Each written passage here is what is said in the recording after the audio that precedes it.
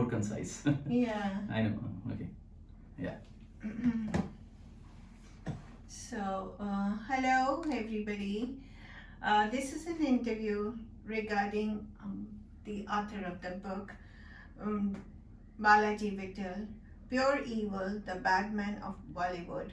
Film villains turned out to be exceptionally nice. And I'm Dr. Preeti Pandit, who is the author of A Friend in Me, Emotionless Relationship. I've written a book on mental illness, mental wellness. So, what he has written, I need to ask him more about it. How does it affect the mental wellness? Yeah. Can you give me some introduction about yourself? Because I haven't read your book. Sure. I was just introduced to you a day before. Yeah. This is my latest book. I've been watching Bollywood films for the last 50 years, and I've co-authored 3 books on Bollywood so far, of which one was a national award-winning book called Adi Burman, The Man, the Music. This is my first solo authored book, and it's about the flow of villainy, the changing face of the Bollywood villainy, the villains and what their acts were, the nuances, and how they changed and how they responded to the changes in the socio-economic and the socio-political history of India. So this is not a biography of the villains. It is not a Wikipedia synopsis of those films. It's about villainy. So it's like a museum. It's like a rogues gallery in which you see the villains showcased in various hues and colors. Thank you. Can I ask you, how do you address your target audience not to get influenced to negative acting of a film? You mean how not to get them into the mode of villainy? Yes. Because it affects the mental wellness. Yeah. Well, what happens is I have lived with these villain characters during the entire course of authoring this book, say for the last 8 or 9 years. So somewhere I had this worry that would I be empathizing with these villain characters at some point in time? So I had to go through that catharsis. So that's why I decided at the end of the book to write a chapter called Crime and Punishment. Bure kaam ka bura natija. Okay. Bad begets bad. Okay, and it was like catharsis chapter because I had to cleanse myself. So my message is, this is a rogues gallery. Okay, we watch in and see the Ramayana depiction. We see Ravana, we see Vibhishana, we see all those people out there. The idea is to look at them and appreciate the badness in them, but not to become like them. In fact, it is something we should point out and say, do not what not to be. Just the way that we look at good people and say what to be, these are villains that we should look at and say what not to be. That's the message. But to some extent, the villain role is registered in the mind as negative person of the society and adopt them in reality, basically, which is harmful for our mental health. Well, it does register. That's my question. How is your going to be this book to all the sensitive minds? Yeah. Even before I wrote this book, they were always on screen. People have been anyway watching them. People have watched Gabbar many times, Mogambo many times. We have watched them. We have watched the rapists. We have watched the smugglers. We have watched the psychotics. We have watched the serial killers. We have watched them all. So if anyone had to get influenced, they would have got influenced by now. If the children had to get influenced, if anyone had to be impacted, they may have got impacted. I believe that is where the societal values, the family values come in and sort of protect them and say that, look, it's an act you saw on the screen. It was a bad man depicting a badness, and that is exactly what we should not be. Right? So people without family support, people without an emotional support from their near and dear ones may tend to get influenced by the bad guys and want to become like them. That becomes aspirational for them.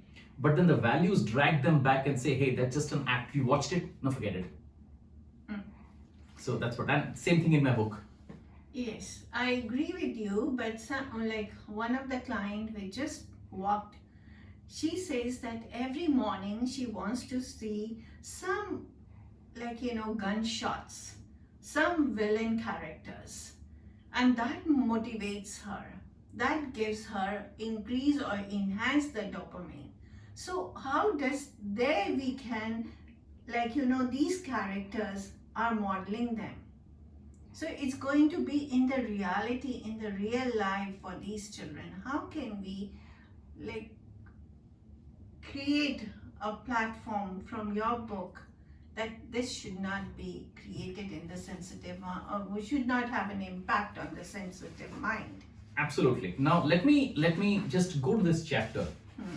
In no movie will you find a disclaimer saying that these were bad guys and don't get influenced by them. You don't see that in any film, right? But here I have explicitly written a chapter, and maybe for all the people that read this book, Crime and Punishment. Here I have specifically said that, and bad begets bad, right? And here is, thankfully by and large, Bollywood still believes in karma.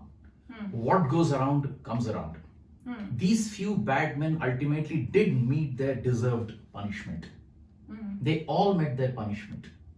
Most of them, at least. Some got away, a few got away, but most of them, they met their karma. So, which is basically the message saying that just watch it, but don't get influenced by them. And which is what I mentioned in the beginning of the chapter as well, saying that why do villains fascinate us? Because they needn't follow any rules. And wouldn't we all like that? There is a little bit of badness in each one of us. It's called, I would maybe call it situational villainy. I agree with you that you have to. But media and visual effectors are negative, registered faster in the mind. Yeah. The villain word itself is a negative, which is registered and as a dangerous to mental health. Right. And how can we use this tool to make positive when you showcase your book? Again, what I've written out here is like the Dasera festival, where you see a huge Ravana out there in Ramlila grounds, right? And what happens ultimately? People fire arrows at it, and it is blown to bits. The Ravana ultimately burns into ashes. Right. So every year, thousands and thousands and thousands of people are watching it and watch the Ravana burn into ashes. And that message is something which says that, look, the bad thing will ultimately meet a bad end. Now the other thing, doctor, is that we can tighten up censorship and say that nothing bad should be depicted on films, on screen, lest it should affect the mental health of people. We can bring in that censorship. Yes, this is what I'm asking you at this time of pandemic, where all the minds are very sensitive, especially children's mind are very sensitive because they're not being able to meet their grandparents, they're not being able to meet their families, and they don't know what are the bad karmas. They don't know the meaning of bad karma, and it is affecting the children's mind. So how the book, this and this book will find a platform together? Yeah. See, this book came much later. This book came only about a year back, not even a year back. This is about 10 months back. But the films have been there since 1931, right? Right. So I think and this has a much smaller sphere of influence compared to what you see on screen. The visual is more effective, and there are at least 1,000 times more viewership of a cinema than you have readership for this book. Right. So if it needs to be controlled, that needs to be controlled first. I think censorship laws and even the OTT platform, what they show out there, to take your logic forward, I think the restriction should come in there first. Yeah, but we have to help in such a way that this Ravana negative things should be in a way in our books that depict, this is not to be done, this has not to be taken care. And of course you are right that we have to show this is negative, this is bad, so what is good about it? This is sorrow, this is happy. This is what you can do the comparison. And that's what I mentioned. What is bad is bad. And I have stated that very clearly. I have clearly taken the side of what is right and what is good. Yes. That is what I've done, because I had to I had to do that catharsis myself and not sound as if I'm glorifying the villains. Time and again I've made this statement out here. I'll just read this for you, just a sentence out here. Good and bad will continue to coexist as long as there is night and day. The chapters that follow do not purport to glorify or justify the actions of our film villains. Take it as a stroll through Rogue's Gallery where villains in all its colors are showcased. It's like watching the spectacle of a man-eater stunned by a tranquilizer gun. We can watch them fearlessly. They can't bite now. I have made my stance explicitly clear, saying that I do not take the side of the bad guy. This is just a Rogue's Gallery where they have been frozen and they can't hurt us anymore. Right? This does not purport to glorify or justify the actions of the villains. If anything, it is only to condemn their actions of the villains in screen and in our lives. So you agree mental illness is a serious problem these days, which I have given all this in my book. I have taken about 9 stories, the worst stories of my cases in my 35 years of experience as a psychologist, as a doctor, and I have worked with psychiatrists, I've worked with many doctors from Mount Elizabeth, Singapore, the cardiac doctors, a specialist, where I have really given it what is the importance about mental illness, about mental wellness, but society tends to look at one with sympathy and the other as a weakness. Okay, great.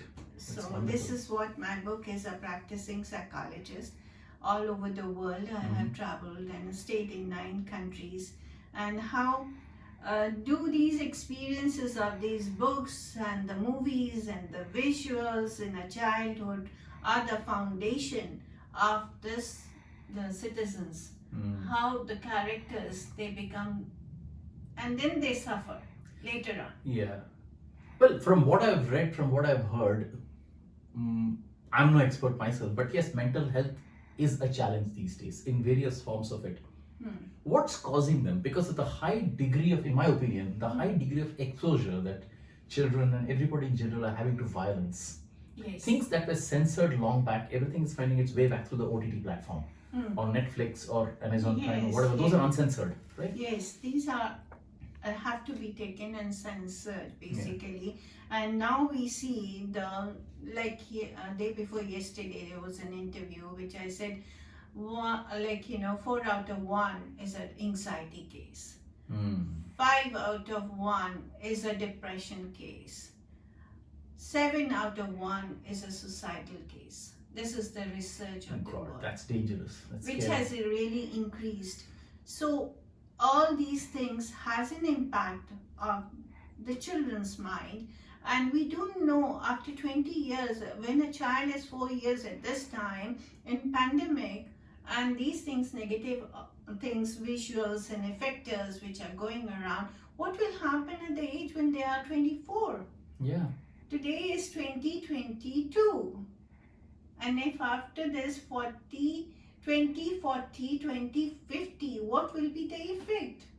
Scary.